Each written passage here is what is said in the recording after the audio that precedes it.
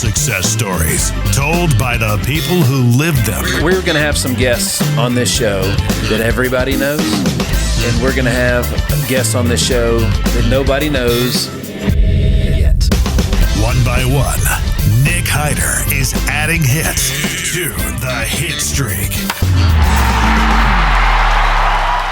Blessings, folks. Welcome back to another episode of the Hitstreak.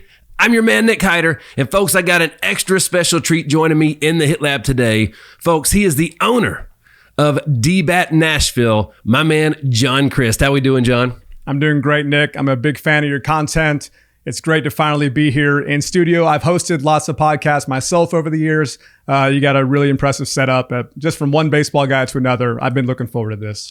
Well, likewise, man. Everything I've seen of you has been quite impressive. Thank you. Absolutely. All right, man. So, I gotta ask. This is the question that is taunting me. All right. So, in 2020, you were pretty new to the city of Nashville, and you got into the baseball business in a new city during COVID. Walk me through that. It wasn't ideal. I wouldn't recommend it. It was extraordinarily difficult. But I think what I learned was, and it's a tale that anybody can tell, is if you're going to be a business owner, it helps to do something that you love, and it helps to do something where there's a need. And that's sort of what I learned living in Nashville. As you suggested, I transplanted here like so many other people did. 2018, I had closed the book on my sports writing career. It was just time to do something else. I played baseball, organized till I was 30 years old, and I had a boy who was 4 or 5, and it's Little League time, and I'm going to help coach. And I started exploring just the baseball landscape here in town, and I just thought there wasn't a whole lot out there in terms of facilities and batting cages and where to get lessons. It was just a little bit low rent. So I just thought there was a need. I started exploring the franchise opportunities, and the more research I did on D-Bat and its success story, the more I thought I was a good fit for it. Well, tell me more about that company, right? So they have, I've got here, they have about 140 stores across 36 states, right? I think it'll be 150 by the end of the year because there's a hand more that are being built now. But D-Bat is based in Dallas, Texas. About a third of the locations are in Texas. I mean, if a dusty town in Texas opens up a D-Bat, there's a line out the door day one. They have a lot of name brand recognition. That was not something we had here in Nashville. That was one of the initial challenges we had to overcome. But this is not corporate America. Despite the size and scope of the company, this is good old boy boots and jeans Texas. Cade Griffiths is the CEO. The operating man next to him is his brother Kyle. And they run a very tight ship. But again, it's not corporate America. It's a good old boy network. And if I see them anywhere in the world, it doesn't matter if it's me or any D-Bat franchise owner. They know them intimately. They know their business intimately. They know everybody who works under their umbrella. And it's just it's a really, really good fit of businessmen with a passion for baseball, whether they played or not. Everybody has that connective tissue. Love to hear that. That's fantastic. That's how you do it right there. All right. So what does D-Bat actually stand for? I've always wondered that. It stands for Developing Beliefs, Attitudes, and Traditions, which is sort of the motto of the business. That wasn't what it originally stood for. It originally stood for the Dallas Baseball Academy and Training, I believe is what it was. But once when they started franchising in 08, 09, they needed to take the Dallas part out. So they were just sort of workshopping how could we keep the name, but find a way to make it so it makes sense in, Washington State. D-Bat, Developing Beliefs, Attitudes, and Traditions. And it's something that we mention every week on our show that we do. I'm writing this down right now, folks, because this is good stuff. Beliefs, attitudes, and traditions. Through the business and through the game of baseball. Love it. I love it. That's a good acronym. All right.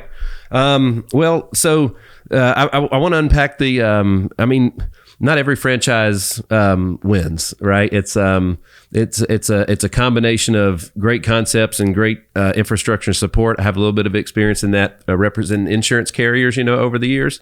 And you have a responsibility to keep the I guess we call it compliance in the world of insurance, where you're making sure that you're doing everything you can to build up the brand and take that, because it's a partnership.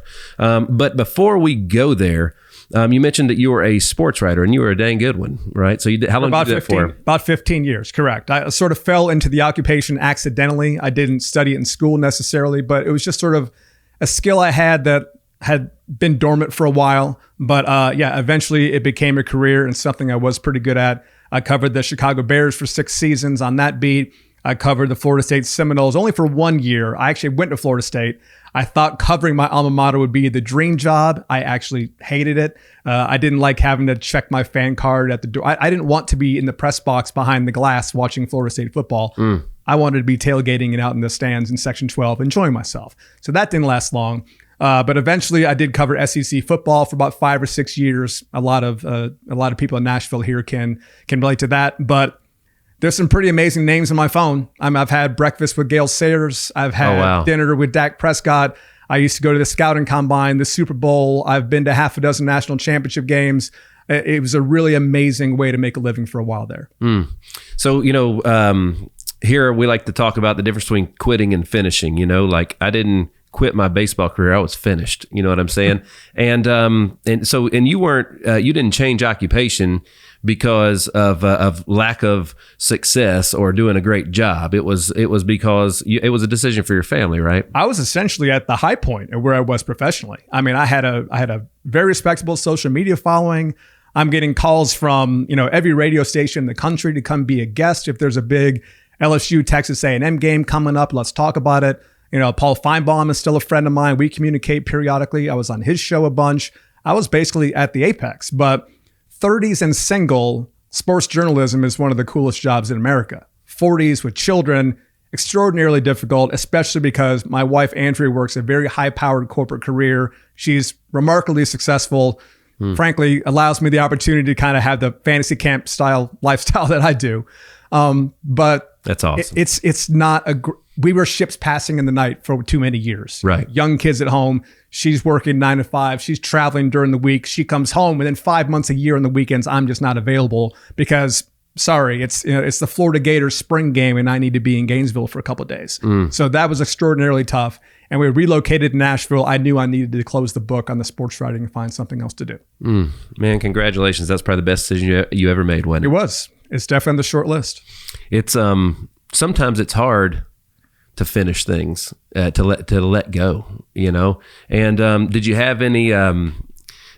What's it called? And do you have any PTSD or anything when you let it go, or like how quickly was the transition from sports writing to D-Bat? It was pretty quick. I did sort of have a nebulous time in between where I was stay-at-home father, which was fine. We were graced with the opportunity to live like that. Again, my wife does very well professionally, but I always need an activity. I always need something. And I did some writing here and there. I did some contract stuff here and there, but I was always on the hunt for a way to be my own boss and to own my own business. I was laying those tracks for years and years and years. And I just needed the right opportunity and I needed the right time in my life. And this was the right time in my life. And that's when, again, I started to get back into baseball. My boys started to play. Hey, why doesn't this exist already in Nashville? And that's what got the ball rolling. Got it.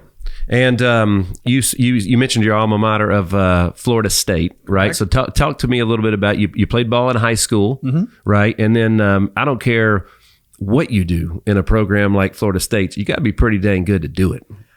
I was pretty good. I wasn't Florida State good, admittedly, but I was pretty good. I was, 5'10", 170 pounds. I ran, if I ran 7'2" in the 60, that was a good day for me. You're a baseball guy. So I was not going to be heavily recruited. I was not going to be drafted, but I could hit and I could play. And I was a smart ball player that knew all the little nuances, how to take leads and how to position yourself properly and what to do in first and third situations, bunt defense. I was a smart ball player. I was recruited by schools like Mercer and Troy and South Florida, but the love affair with baseball got tough my senior year of high school. Like a lot of kids, I just did not get along with my coach very well. And I just I was over it. But I got to campus and I decided, you know what, I need to give this a shot again. I walked on the team. I was on the team for what seemed like an hour and a half. That was a team that went to Omaha for the College World Series and had a bunch of, Paul Wilson was on that team. By the way, he's the number 1 pick in the draft the following June. Doug Mankiewicz is on that team. World Series winner with the Boston Red Sox. I hung around. I was a guy. I could catch guys in the bullpen, but I wasn't going to get in a bat in a game that mattered. And then sophomore season rolls around. I'm in the fraternity house. Lots of good-looking girls at Florida State in the 90s. Lots of parties to go to, and baseball just became less of a priority. Sure. So I did not go back for my sophomore season. JD Drew's in that recruiting class. He's pretty good. Only one of the best college hitters of all time. So I was good. I wasn't Florida State good. So I didn't play beyond that. But after college, I did sort of pick it up again. You know, I played in some semi-pro leagues. I played in some wooden bat leagues. I played in the Skyscraper League in Illinois for quite some time. And that's a pretty good league. Gotcha. There's guys who are 19 years old playing at D2 schools in the Midwest, and this is where they played this summer. And we had guys who were 35 years old and they could still really swing the bat, and they played AA once upon a time. So it was really competitive and it was really fun. And I took it seriously, and I was pretty good. But once the sports writing career started to get pretty serious, it was time to turn the page on that. So talk to me a little bit about, so you grew up in Chicago. Chicago's where I consider home, yes. Okay, how long? So when did you leave Chicago? About age 10, elementary school. Got it. And I get to Northeast Florida, the Jacksonville area. My father was a corporate attorney, and he got a dream job to work for the PGA Tour, which is in Ponte Vedra Beach, Florida. So you were in South Florida until you came to Nashville. That's where you met. I'm assuming that's where you met your wife. And I met my wife in Jacksonville, Florida. Another wild story. It was a charity bachelor auction. Oh, we like wild stories. I was one of the bachelors, and she bought me. I love the story. It makes me look like a hero. It makes her look like a little bit of a chump. She doesn't love that one. But that's how we met. And then I moved back to Chicago like a month later to take the job to cover the Chicago Bears.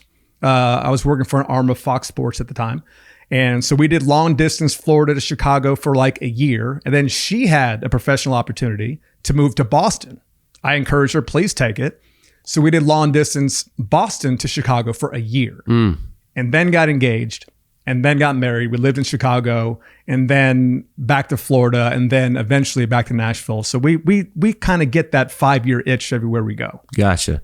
Well, man, you've done a great job of marketing D-Bat here in Nashville. You know, how does Nashville stack up versus Chicago, all the places that you guys have lived? Because like, you know, you have to market in that's appropriate to the market in which you're serving, right? So correct. So your marketing and stuff, I've always been really impressed with it. How did, like, you know, talk to me, let's unpack that just a little bit. I think a lot of it, this is where the sports writing background is very helpful. Okay. Because your job is to create content and to communicate with people and to get them to listen to you. And I had written literally millions of words in my career, communicated to all kinds of people, mostly football fans, because that's what I did. Right. But I did a ton of social media. I've been a guest on probably every sports talk radio station in the country at some point. I did a ton of television, a ton of podcasts. So just communication with the written word and communication in general, I considered a strength of mine. So even to this day, 3 years into owning the business, I do all the social media myself, the marketing, the emails and what have you. I do all of that myself, not necessarily from a control freak standpoint. It's just, it's a strength that I have, and it's something about the job that I enjoy. And the social media element in particular, I mean, let's face it, it's free advertising, and that's what truly matters these days. You can pay for the fanciest billboards in town, but if you got 2.5 stars on your Google reviews, you're not going to have success, because that's right. Where people go first. Man, we could stay there all afternoon, right? Because that's and that's something that we're extremely passionate about as well. You said you were talking about how your strengths within the company, like that's why most people start companies. It's because they're things that they love, that they're captivated with, and they're usually really good at those. You know, most time when a chef opens a restaurant, it's because they love to cook, right?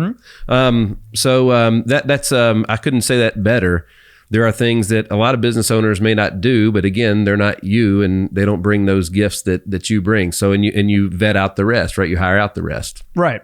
But the baseball background obviously helped as well. I mean, my whole life in my family, whether it was cousins, aunts, and uncles, I was always the baseball kid. Right. That's who I was.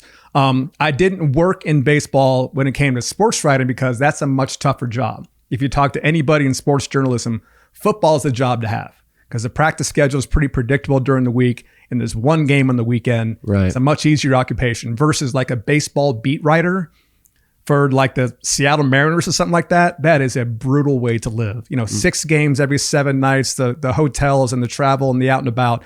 That's a really, really, really rough gig. But I was a baseball guy internally. So now when I go to work every day, yes, I own the business and I sign the checks and I pay the rent and the payroll's on me. But I can also jump in a cage and put my catcher's glove on because there's a 9-year-old in the middle of a pitching lesson. You know what? Let's move the pitcher's pocket out of the way. I'm going to hop in a crouch and I'll catch, no problem. I get to do things like that. And I get to be involved with a customer base that's largely little league kids. That's our core demographic, 7 to 12 or so. And then you have parents who have disposable income who want to see their kids get an opportunity to play and improve their skills. And they're starting to take the game a little seriously. Hey, little Johnny might be good at this. He's interested in this. So I like the fact that we're providing a service that, some businesses, despite whatever level of success you have, there's almost a certain greasiness to it because you know what? You're making that first prospecting phone call and that person really doesn't want to hear from you, even if your service is viable and they need it. Right. Insurance is a good example. But our customers largely come to us and they beg for what we provide. My boy's a good little ball player, but I've taken him as far as I can because I don't know what I'm talking about. Let's get him in with one of your instructors or have him attend one of your camps or even just come hit off the pitch machines. It's a joy to be able to provide that service. And it's a language I speak fluently. I mean, I could have opened a gym.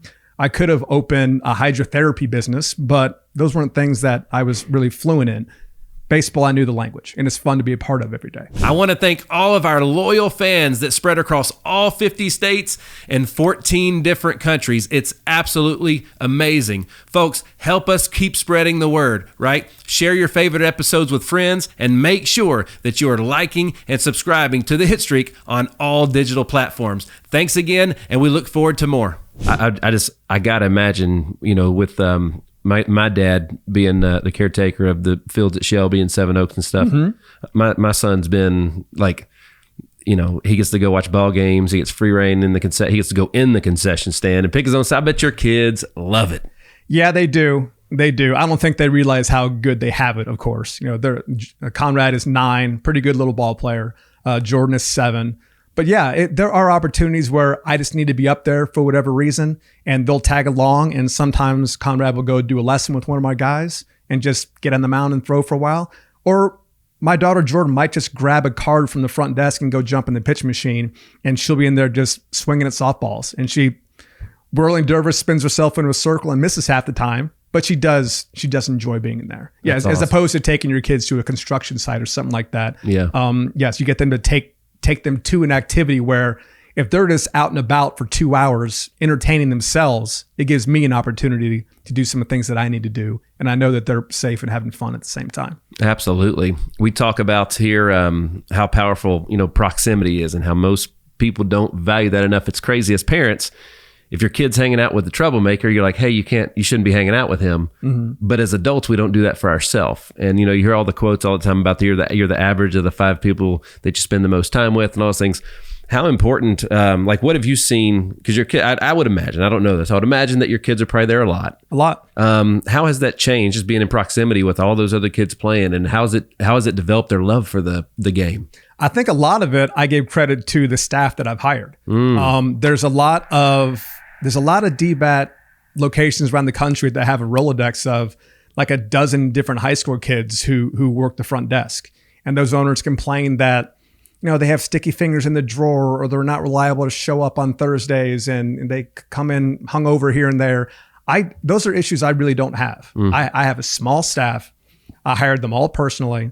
I pay pretty much everybody more than your average D-Bat owner does because it helps me sleep soundly at night. And I know that when I'm not there, the place will be taken care of. But again, I hired everybody personally. We have a smaller staff, front desk, management, and instructors. And instructors in particular, I can sit down with someone who's interested in a job. I can learn in about 5 minutes. Right. This person will work for me. 5 minutes. If they don't fit these certain character profile, they're never going to be in the building, and that's fine. But the kids, as you mentioned, they spend a lot of time with my managers, Zach, Ryan, and Trey. And a lot of our instructors, whether it's Sam or the other Ryan or Sophie or Sydney, or most of them have worked for me for a year, 2 years, even 3 years, because it's a great job and I give them opportunities to succeed and they're paid well for their time. But my kids spend a lot of time with these people and I'm comfortable every time because I've surrounded the business with the right types of people. And I think not only customers appreciate that, but I think it helps being a healthy environment for the kids as well. I think we use the term when we're bringing on new staff, we're not hiring, we're recruiting. And because you treat recruits different. Sure. You know what I mean? And and recruits, you know what you're looking for. You've kind of identified those before you go out and get them. You know what I mean? And and it sounds like that's like, I think that's what is a big difference between people that are good at hiring new people and not. And that's just, and it's just that one word and how it changes the whole dynamic of the experience. I know one thing that I have done is some D-Bat franchise owners, they go out in the community and they want to hire the local guy who does lessons on his own in a garage or at a local high school field. And he's got a Rolodex full of customers already. And they want to bring that guy in and kind of like buy his book of business. I've tried that once or twice. It never goes well. Okay. It never goes well. They're always too expensive. They always have all these demands and they want to do things their own way. And it's rarely parallel to what I want them to do. Got it. So the instructors who have worked for me almost exclusively have come to me first, have worked for me first, have very little to maybe no instructional experience whatsoever. So I can sort of mold them a little bit into what's important to me and what's not super important. And it's mostly a personality thing. All of my instructors will tell you, I don't tell them how to do a lesson. I do not hand them a guidebook. There's no such thing. 60-minute pitching and hitting lesson. This is what you do. This is the band work and this is the heavy ball. And then we're going to get on the mountain. Your hour is your hour. I'm hiring you for your expertise. You know, you were a D1 baseball player. You made it as far as AA. You know more than I do. Be you. What helped you become a good ball player, translate that to the kid that we're putting in the cage for you. But this is important to me. This is important to me. Always do this and never do this. You played a ton of baseball. We all know the baseball player who shows up at the yard in the morning. He's got his hat on backwards. He's wearing soccer slides. He's half hungover and he's got a dip hanging out of his mouth. I know that guy. I've hung out with that guy. I've played cards with that guy in the back of a bus. I love that guy, but that guy doesn't work for me. Right. The guy who works for me has the hat on straight. He's got the smile. He can dap up the kids. He can charm the parents. They're the ones with the credit cards. That's the guy who works for me. That's right. And that's the team we've assembled, and we've had very little turnover as a result. What sounds like to me, you've identified a standard in which everything at D-Bat's done, That's a good way to put it. And you've partnered with those guys. And I just believe there's a right way of doing things. And I'm definitely not a yeller. I'm definitely not a screamer. I try to set an example. We were talking with your staff before we did the show. There's nobody who's turned on the vacuum cleaner at that place in the last 3 years more than I have. There's no one who's taken out the garbage more than I have. And it's not because I'm a control freak. It's because if I have, it's my place. It's my name. Leaders lead. Correct. And if I put that on by example, they won't be beneath my management staff and it won't be beneath the front desk staff. And they won't roll their eyes when asked to do those types of things. Wow. So, I always tell the managers and even the customers that we're never going to be the highest performing D-Bat in the country. We're not going to set records for revenue, but we will be the tightest ship. We'll be the cleanest. We'll be the most well-run. And I think that's a standard that I've put out there and they understand what those expectations are. And for the most part, we've lived up to it. And people have noticed not only locally, but in the corporate office, they've noticed that too. You guys are pretty much like the model for new franchises that are coming in, right? Like based on what you guys have done. Again, it's some of the places do the highest gross revenue, have the smallest margins, the smallest net profits, right? So it's the being able to articulate all those things and be a well-run representation, because you're in partnerships with D-Bat, as we talked about before, right? Correct. Yes. Now, it's a franchise model. You know, I have to paint the walls a certain color. There's preferred vendors when it comes to things like turf and baseballs and netting, and the list goes on and on. they do let you freelance. They give you plenty of freedom to kind of do things your right way, because the Nashville market is very different from the Murfreesboro market, very different from Chattanooga. Imagine what it's like in Permian Basin out in Washington, or South Shore in Southwest Florida. I mean, you have to have some freedom because you're in a different part of the country with a different customer base. But there's a certain standard the way I want to do things, and I think we've lived up to that. And I think the corporate office has noticed, and you're right, where we're not doing incredible revenue numbers. They're very good. They're very good.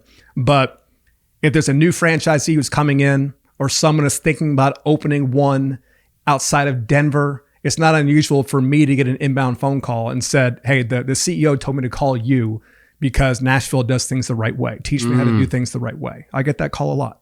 I love that. That's one of the best. That's one of the greatest compliments you can get. Sure. All right. So the franchise model is quite intriguing, right? And I would say that it's probably one of the least known things amongst regular business people, because it's how many times do you run across a franchise owner, you know what I mean, that you have in your circle or you get to have contact with. So it's D-Bat's obviously doing something right, because correct me if I'm wrong, there's been 0 stores closed to date. They started franchising in 08, 09, just when the real estate recession was going bananas, and their business only strengthened. So by the end of the year, we'll have 150 open. They've never had one close at stores. Never. So they got the secret sauce. They got the secret sauce. And you were telling me when you opened in the peak of COVID, August of 2020. So August of 2020. You just had your 3-year anniversary. Congratulations! Thank you. Just this past Saturday, which is a major accomplishment. Just to start a business, and even if you're just breaking even for multiple years, that's you're doing something right, But that's obviously not the case there. But in the peak of COVID, so many businesses were lost. Okay. And you were right in your infancy when you were, the market's the most volatile, and you are, it's like a young child. Illness can get you the fastest, right? You're the most susceptible to that. So talk to me about, what that was like and how you got through it. Our story was even worse, because we started the process of, I wrote the franchise fee check, and then I found a building and I wrote a security deposit check. So I'm about $100,000 committed before anyone knew what COVID was. So I had already hired a contractor, where the stages of the build out are getting going, and then the world starts to halt. This is a true story. I was going to open this business pretty traditionally. SBA loan.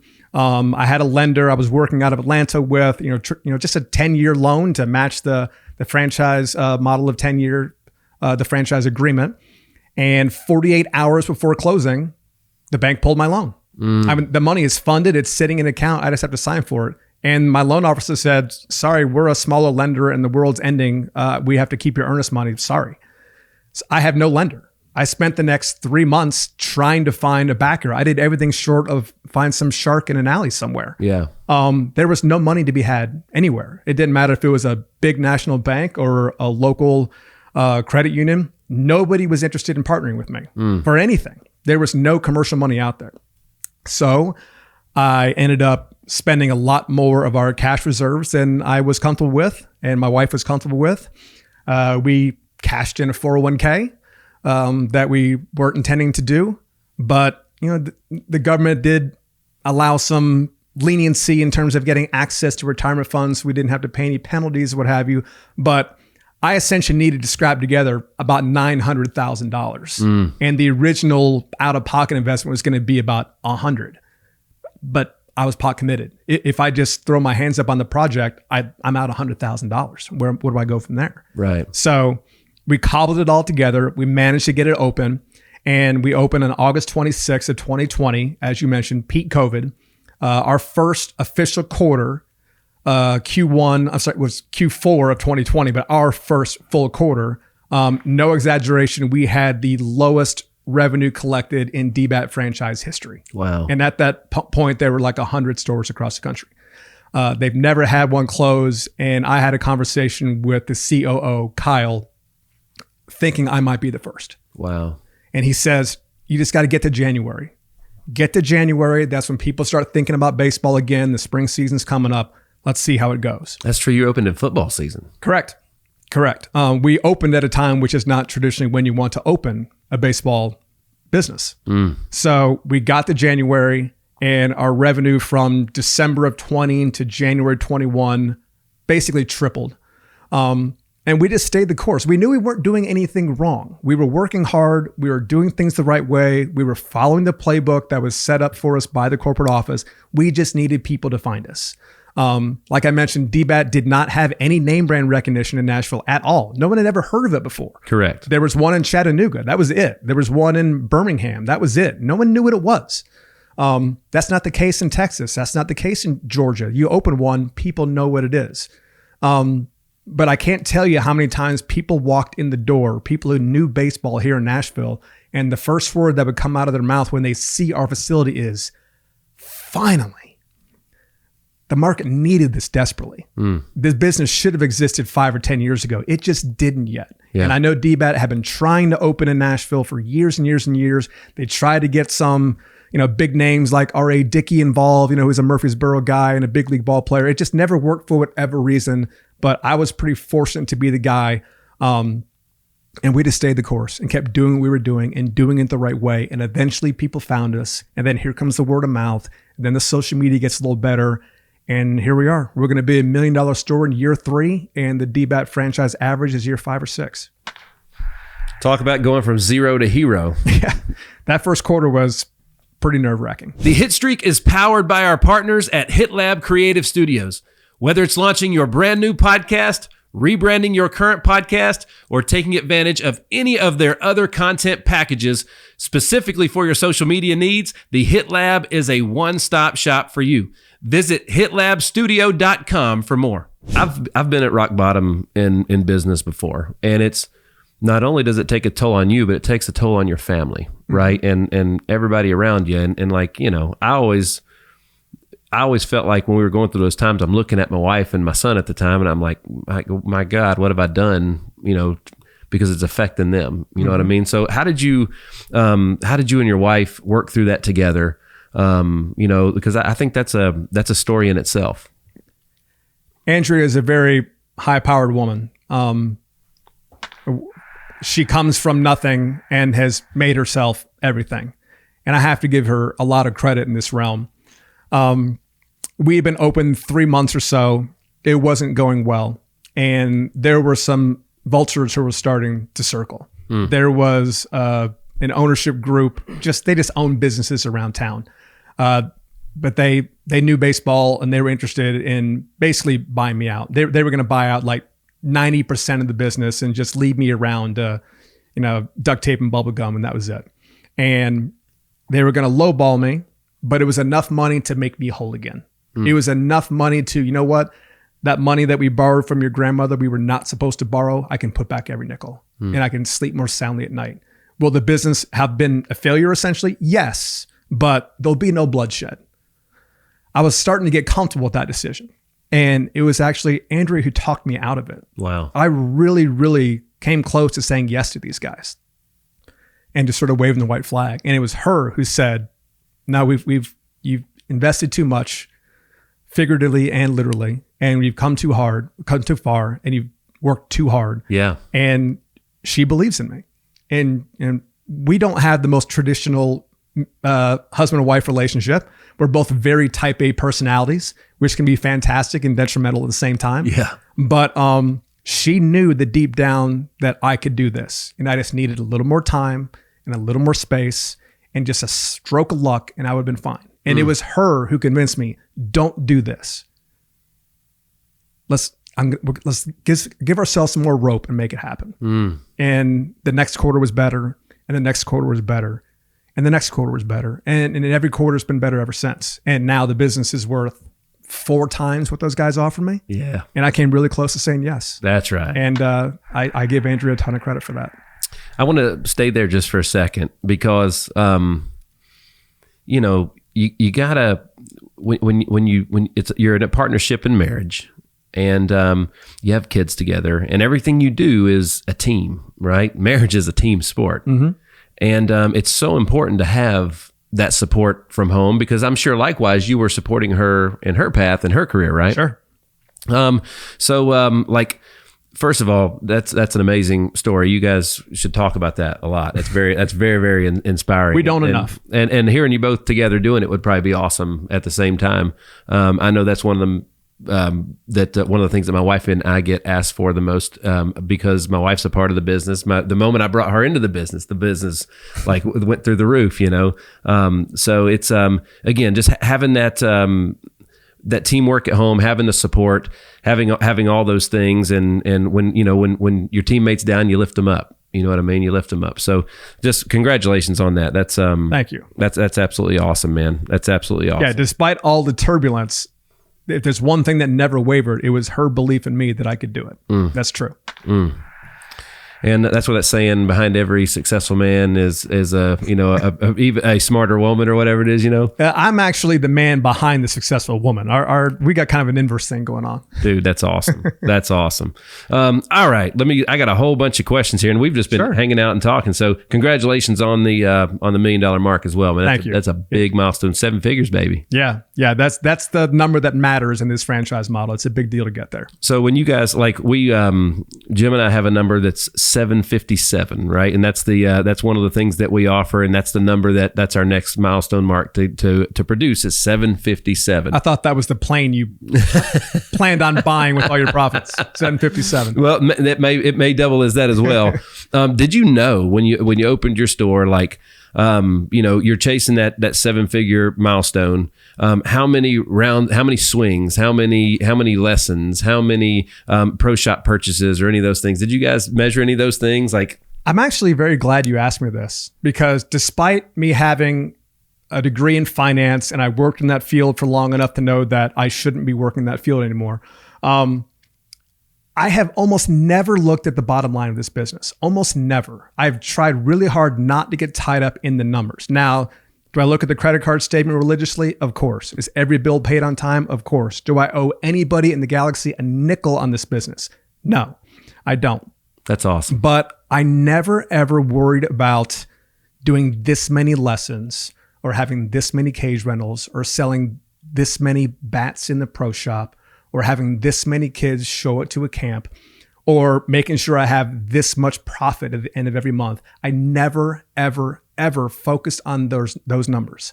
All I focused on was the overall health of the business, making sure I have the right people in place, making sure everybody knows what their role is, making sure we have the right type of customer, making sure we're attracting the right type of people to walk through the door.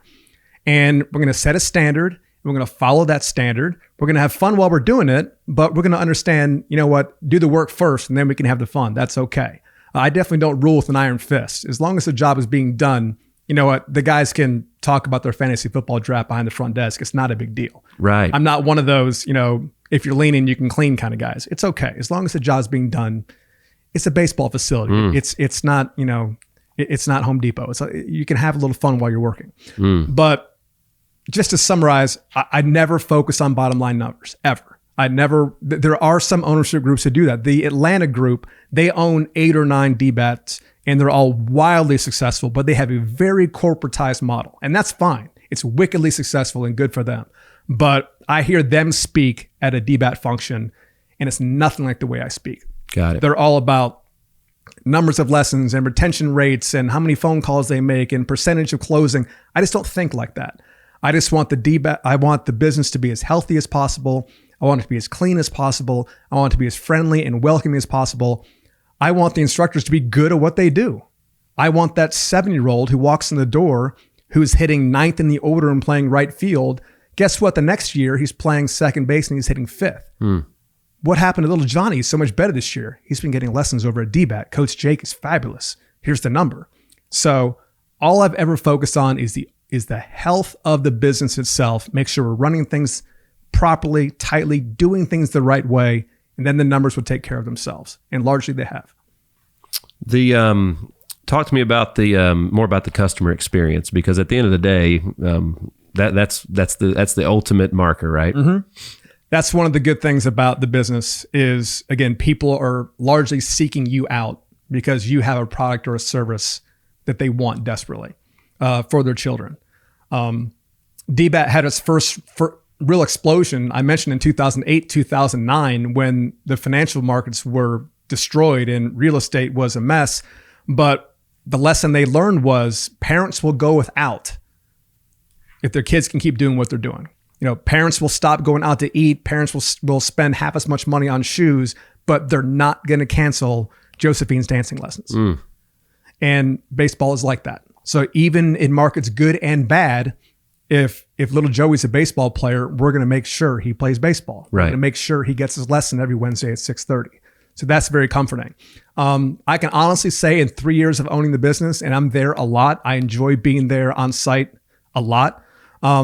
I've had 2, maybe 3 negative interactions with the customer. It's very, very rare because they like what we do and we do it the right way. We give them a good experience. And for the most part, people want to be there.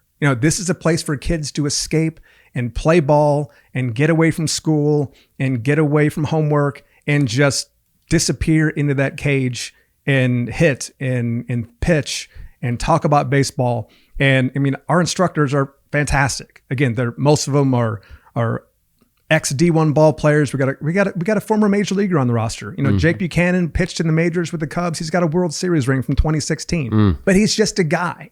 But he's got great stories to tell.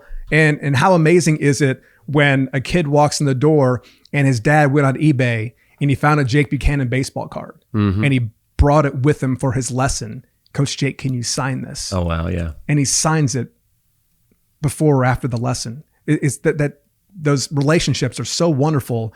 And I think just parents love coming there and kids love coming there. So in general, our relationship with customers is extraordinarily positive, and it's easy to come to work. And sure, there's some things we have to deal with that are a little ugly every now and then. Someone doesn't pay a bill or someone bloodied a nose. It happens. But overall, customers love what we do, and we have a good time dealing with them. Is there, because I want to talk more about the community and how the city embraced you guys and everything else, but is there room for more D-Bats in Nashville? I think there is. I wouldn't be surprised if there's 2 or 3 in the city in the next couple of years. Whether I'm involved or not, I don't know. I do have an appetite. I have looked at a second location, and right now we're due west out by the Tuna Airport. I have flirted with something on the east side of town for the last year or so. There's some hurdles there in place, trying to get, permits and trying to get a zoning change. I mean, going through Metro, it is what it is. Yeah. We'll see.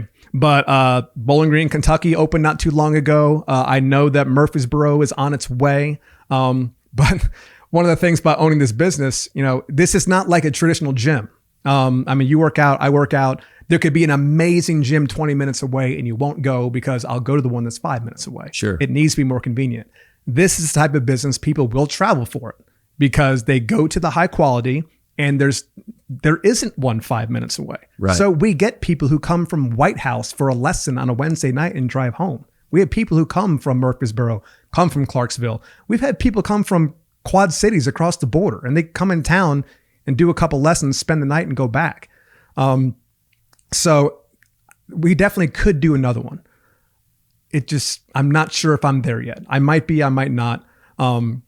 But that is one of the good things about the business is that people will travel for it. You don't necessarily need to have great storefront next to a shopping mall where people see it. People are going to seek you out because they desperately want what you have, and there's not a whole lot of options out there. Well, man, hearing you speak about it, you're just a very good businessman. You can tell, and how you do those things and how you're running it. Where'd you learn all this stuff? Because in sports writing, it's a little different. You know what I mean? It is a little different, but there is a lot of independence, implied independence that goes along with being a sports writer, especially if you're on the daily beat. The first time I did that was the Chicago Bears. I covered them from, I think, 2005 to 2010. And I was, again, working for an arm of Fox Sports at the time. And sure, I had people I reported to, but for the most part, this was work from home before work from home was a post-COVID term. Right. It was me in a laptop, and it was going back and forth to Hallis Hall for practice, or going to Soldier Field for a game, or going to Indianapolis for 4 days for the scouting combine, or going to the NFL draft, or going to minicamp and OTAs and and whatever event may be going on, there was a lot of independence, and there was a lot of, if I don't do this, no one's going to do it. Right. So that's definitely where I learned just the grind of getting up daily and doing the work. And yes, my boss isn't, in the next door. I'm not at a cubicle somewhere and I can hide playing solitaire or something like that. I had all the freedom I needed, and the discipline needed to come from within. So I think those skills translated to being a business owner. And my wife and I own 100% of the business. We have no partners, but I think those skills were developed in the journalism field, and that carried over to being a business owner. That makes a lot of sense. I guess as a sports writer, you're dealing with, you're traveling, you've got expenses, you got all those things. And then if what you're writing isn't producing the ad revenue and everything else that of the people that you're writing for, of course. Then, so there's probably a lot more in common than you might think when you're just. There was more carryover than I initially realized. Yes. That's awesome. Mm-hmm. That's awesome. Derek Jeter used to say, success is so important because you can always draw on it. You know what I mean? You can always draw from it. So that's, when you had success that way, you were able to roll those things in. That's fantastic. All right, let's talk a little bit of a market question, a community question here. Sure. So let's see. When should parents and players think about switching from rec ball to travel ball? I have an opinion on that too, because I think I, being so competitive myself, made my kid too competitive too quick. You know what I mean? Instead of letting him develop it on his own. Right. This is something that I'm in the middle of right now. I initially started coaching at McCabe Park Little League in the Sylvan Park neighborhood. Phenomenal people, phenomenal neighborhood. Man, what they've done to that facility out there is fantastic. Yeah, and that was real. And so many of those people are our core customers at D-Bat. And my boy played there, T-ball and rookie league and coach pitch, and we won the coach pitch championship, and that was a fantastic moment. But I think this is not a McCabe problem. This is a problem just with Little League baseball in general across the country, is when you get to those upper levels, 9, 10, 11, 12 years old, once the kids get on the mound and pitch, that really changes the game. Yeah. And that first year in particular can be brutal to watch. There's so much failure with the kids. It's a tough watch for the parents because it's just a walk-a-thon and there's so many wild pitches and pass balls and you don't get a chance to put the ball in play very much. You're out there in center field and you might never touch the baseball for 6 innings. That can be tough. So we just made the transformation from rec ball to travel ball this past spring for the first time. It was a baptism. We learned very quickly about half the kids in the roster were ready, about half the kids in the roster weren't. Yeah. That's not a judgment. It is what it is. I'm fortunate to say that my boy is one of the ones who did belong. He had some success with the bat, plays a pretty mean second base, did pretty well on the mound. So he's one of those kids and he loves it, which is great. But not only do the kids need to realize when they're ready for a commitment like that, the parents do as well. And I think this was something that some of them found out the hard way, was just how much you need to practice, just how many games there are. And you know what? There is a Saturday tournament in Murfreesboro and we're going to play at 10:30 in the morning and we might not play again until 4 o'clock. But if we lose, we might play right away at noon. And then you're going to go to bed on Saturday night and you still may not know exactly when you're playing on Sunday because the bracket has to shake out. There were some parents who didn't quite know what they were getting into and they've decided just to go back to rec, which is fine. Again, no judgment. But the kids need to I think they need to hit a little bit of a glass ceiling where they realize, you know what, this is fun. I'm with my friends from school, but I'm not getting better as a baseball player because I'm not surrounded with enough competition. And the parents need to make an assessment as well. It's more than an hour practice on Wednesday and an hour game on Saturday morning. Sure. There's going to be lessons involved. There's going to be longer practices, more practices. There's going to be tournaments, maybe some out of town and travel. So the parents need to be just as committed as the kids are. Absolutely. The Hitstreak is powered by Team Hyder. Team Hyder has been serving you for 11 years and has racked up over 20 national and local awards for excellence in all areas. When it comes to finding the right health plan, we need to consider your family's needs and your family's budget. That's what we do to serve you. To look further and to book an appointment, visit teamhyder.com. I think where I was when I look back, and it's crazy because at 14, my son is absolutely eat up and infatuated with the game. As a young man dreaming of having a son that I could play ball with, like that's me too. When he can't wait to tell me what Aaron Judge did in the game today or any of those things, it's so great. Now, I'll tell you, until he was 12, that never happened. He started playing at 4, and he was pretty good. And we played in a really competitive rec league here in Nashville, and it was a good experience. So at 7, we played with quote unquote travel ball, and the only difference I could tell is like you're just. In rec ball, there's usually 2 or 3 really good teams that are there's a lot of spread between the top and the bottom. Yes. We won a lot of games in coach pitch 18-3. Absolutely. And there's nothing wrong with that. The difference in travel ball at that age versus not is you're just basically playing like the best of each rec team everywhere you go. So it's just better competition. But the thing I noticed the most is the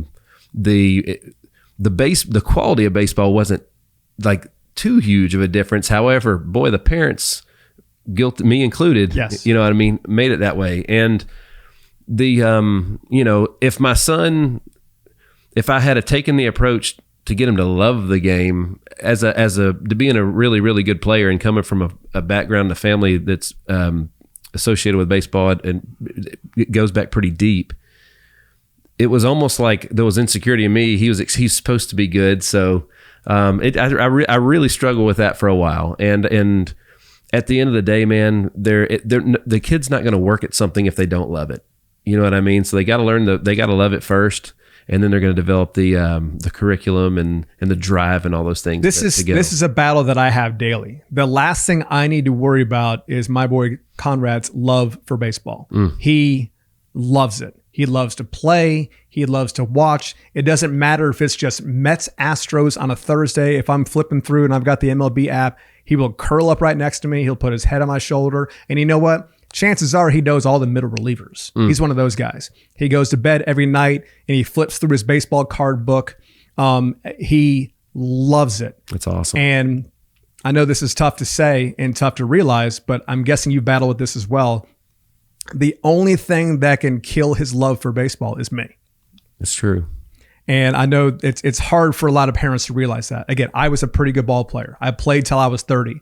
I have so much knowledge I want to share with him on where to put your hands when you're in the batter's box and the little tricks you can do when turning a double play when you're playing shortstop or second base, and how to read a pitcher to get a better lead and maybe steal second base. I have all these things I want to give him. But if I don't find the right way to convey these things, he's not going to want to hear it. Yeah. And then he's not going to love the game. I have coached him every step of the way. All of his teams I have coached. This year, for the first time, I'm genuinely making an effort to not be an on-field coach. 2 guys who work for me, they will be the on-field coaches. Now, I'm involved. You know, I help put together the team. I'm buying all the gear. I'm doing the schedule. I'm communicating with the parents, making sure we wear the right uniforms. I'm that guy. But the actual coaching, I'm trying really hard to step away from, because he already recognizes that I'm so much harder on him than I am on the other kids. Now, he gives me some ammunition. That's another story. But I know that long term, that's not going to be the path for him to be a high school baseball player. Yeah. A college baseball player. And who knows after that?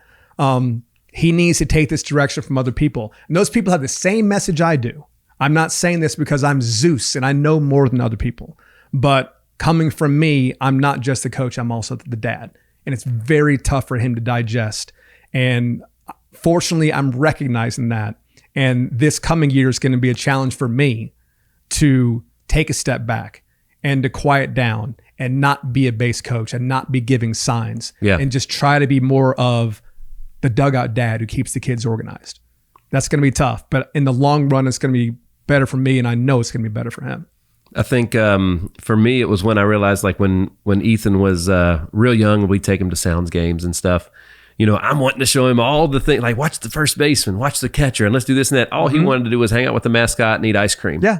Where's the Dippin' Dots? And I had I had a hard time. I realized that at one point in time that I was like, man, like I'm the one that wants him to watch this and that, and I'm bringing him there for him, yet I'm making it about myself. I didn't realize I was doing it, you know. So it's that there's a shift in perspective that happens, And at the end of the day, I wanted my kid to have as much information that he could have access to make good decisions for him. You know, for him to develop loves, because he's going to have multiple loves throughout his childhood until he finds the one that he really wants to make a dent on this earth with, right? So, I mean, gosh, I fell in love with multiple things from sports and business and everything else, and we're still going. We're still working on new projects and stuff daily. You know what I mean? Yeah. So that evolution never stops. Yeah, the love for the game in him is so deep and so passionate. Like we get our haircut together at Oxford in the Village. You know, BJ is the guy who runs the place, phenomenal guy. He's been in that neighborhood for quite some time.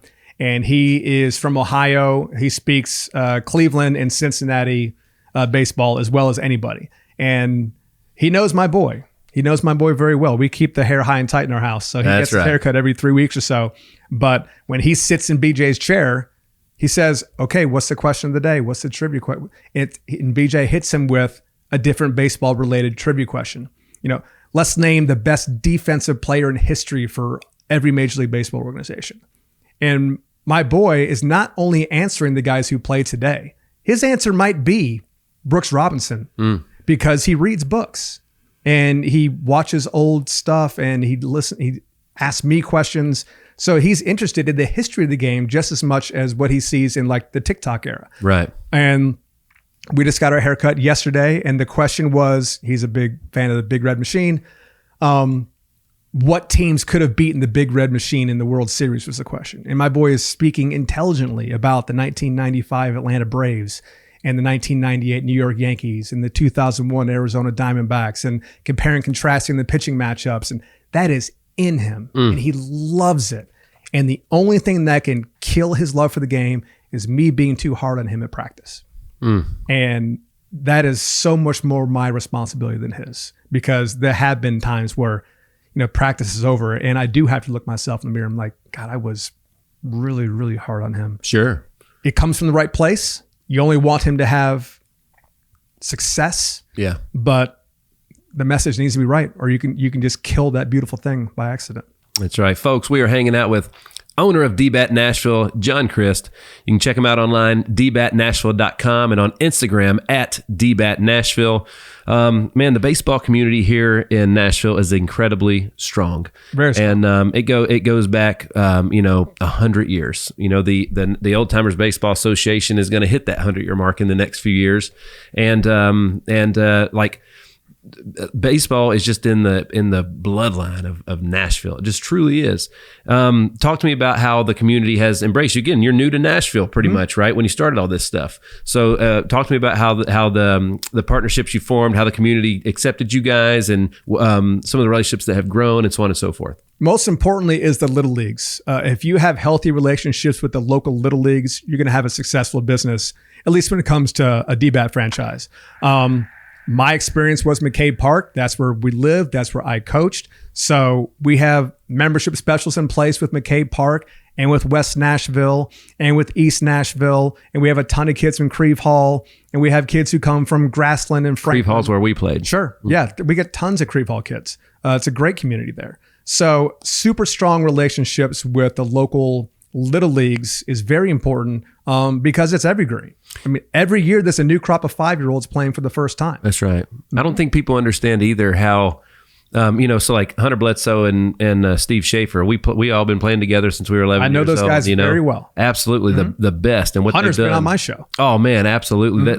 What they've done out there, it's businesses. When you guys are involved with those little leagues, that's where those people that make those differences in those little leagues come from. Like if companies like you weren't there doing what you do, then those guys might not have known that it was a need or even saw that's a great way for them to spend their time and resources, so those partnerships are so important. Another partnership that, we have several, but high school can be tough. A lot of high school coaches they get a little territorial. They don't like the idea of their rising sophomore getting lessons outside of his purview, and I understand that. They got facilities and all that stuff. Exactly. Yeah. There's less of a need, and we don't have a whole lot of. I tell instructors when I hire them, I said, you're not being brought in here to take some class of 26 kid from 88 miles an hour to 95. That's not your job.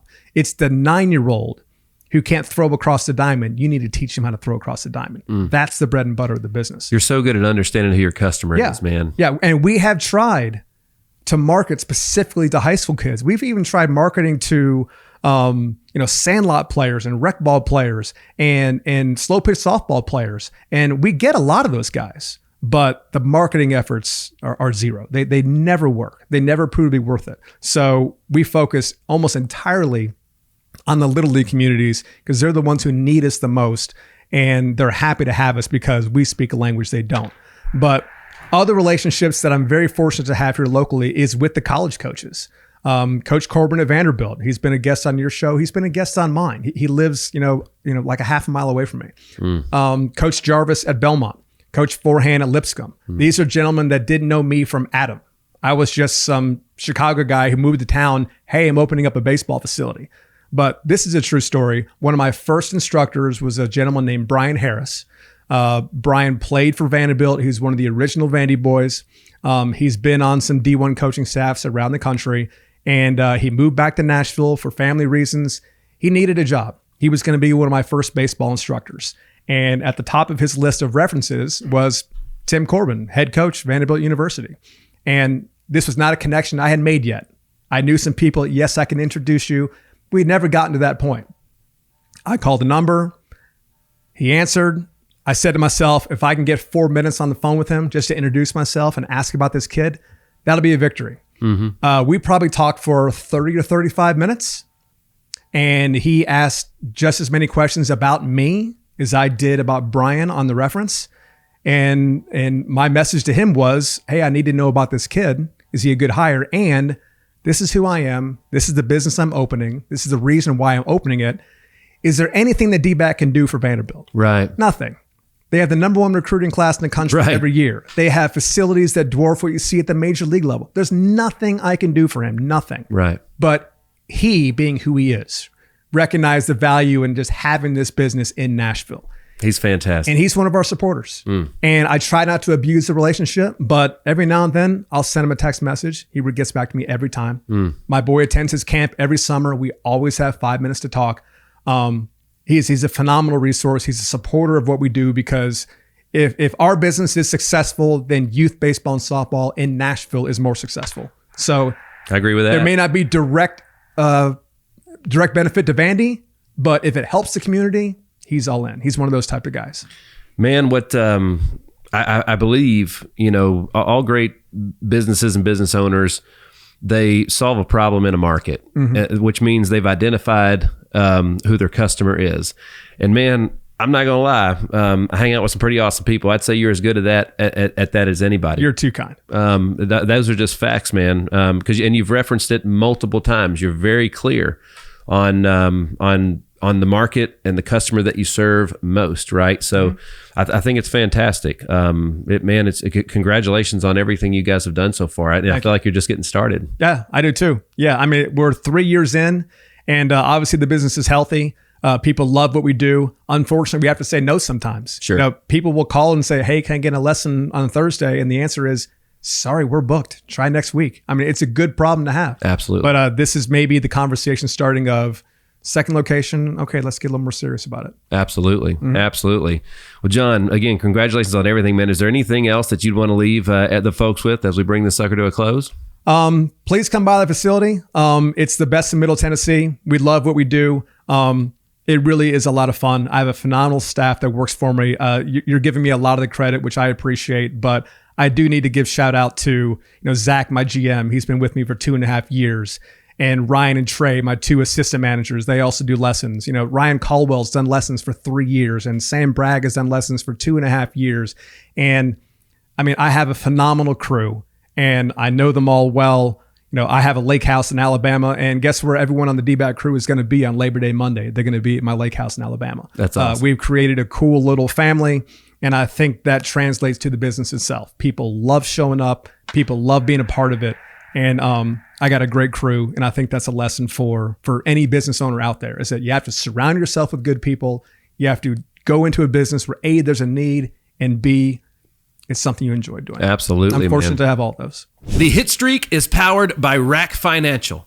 When it comes to your credit card merchant processing, Rack Financial is efficient, reliable, and trusted. At the end of the day, when it comes to processing your credit card payments, they make it simple, the way it's supposed to be. Check out Rack Financial. Folks, we're hanging with John Crist, the owner of D-Bat Nashville. dbatnashville.com is the URL. On Instagram, you can find them on Instagram at D-Bat Nashville. The content's fantastic. The only thing I would say is we just need more. Yeah. We need more of it, baby. I agree. Yeah, we're doing our own podcast. We're 38 episodes in. We record every Wednesday. It's just baseball centric. It's me with my journalism background, basically just the host. No doubt. And then my guys just sort of sit down and shoot the breeze and have a good time. We have some very cool guests as well. But yeah, it's almost content for content's sake. That's right. But every now and then we record an episode and it feels like, you know what? We're just doing this to hear ourselves talk. And then we'll have a customer walk in the door the next day, and that customer might be 10 years old, and he'll mention something that he heard on the podcast last week. And it's awesome. It's really, really cool. You have much more reach than you realize. Absolutely. And tell the folks the name of your podcast. They need to go subscribe. It is the Clueless Joe podcast. It is a play on Shoeless Joe Jackson, of course, born and bred Chicago White Sox fan here. So that was the name he came up with, the Clueless Joe podcast. It is powered by Rawlings. They're our title sponsor. Phenomenal relationship with probably the best baseball brand for bats and gloves and everything else. They're on board, and it's a lot of fun. Every Wednesday is when we record and go live. That's fantastic. Fantastic. Well, John, thank you so much for the hang today, brother. I really enjoyed this, and I'm extremely grateful for the relationship. No, it was a lot of fun. You're an ace of what you do. Don't change a thing. It was a pleasure to be a part of it. Thank you, my friend. Mm-hmm. Well, folks, we've been hanging with John Crist, owner of D-Bat Nashville. dbatnashville.com is where you find him online, and on Instagram at D-Bat Nashville. Folks, thanks so much for tuning in to another episode of the Hitstreak. I am your man, Nick Hyder. God bless.